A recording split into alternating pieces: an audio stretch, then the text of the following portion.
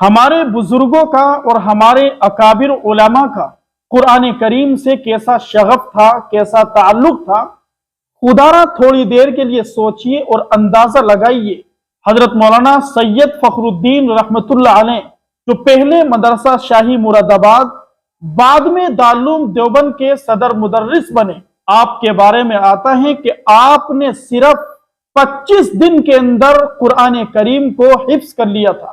تھوڑی دیر کے لیے سوچئے اور اندازہ لگائیے کیسا تعلق تھا قرآن کریم کے ساتھ۔ اور آج ہماری صورتحال یہ ہے کہ دن میں 70 مرتبہ موبائل کھولتے ہیں، موبائل کو کھولے بغیر چین نہیں آتا، اور صورتحال اتنی بگڑ چکی ہے کہ ہفتہ گزر جاتا ہے، مہینہ گزر جاتا ہے، اللہ معاف کرے سال گزر جاتا ہے، لیکن قرآن کریم کو کھولنے کی کبھی توفیق نہیں ہوتی۔